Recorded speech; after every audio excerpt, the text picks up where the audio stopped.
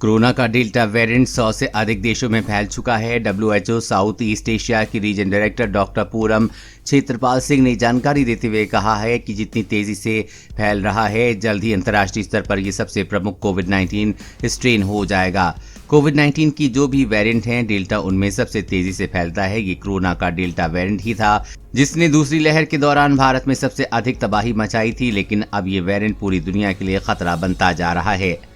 दरअसल corona virus का delta variant सबसे पहले भारत में ही मिला था।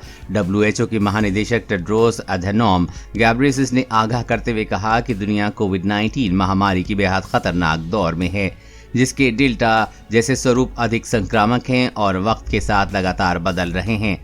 उन्होंने कहा कि जिन देशों की कम आबादी को टीके लगे हैं, वो अस्पतालों में फिर से मरीजों की संख्या बढ़ने लगी है।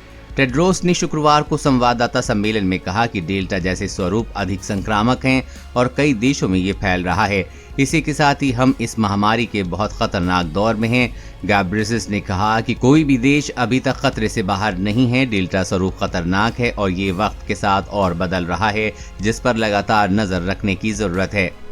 उन्होंने कहा कि डेल्टा स्वरूप कम से कम 98 देशों में पाया गया है और उन देशों में तेजी से फैल रहा है जहां कम और ज्यादा टीकाकरण हुआ है। WHO चीफ ने कहा कि जन स्वास्थ्य और सामाजिक उपाय जैसे ही कड़ी निगरानी, जांच, शुरुआती स्तर पर बीमारी का पता लगाना, पृथकवास और चिकित्सीय देखभाल अब भी महत्वपूर्ण है।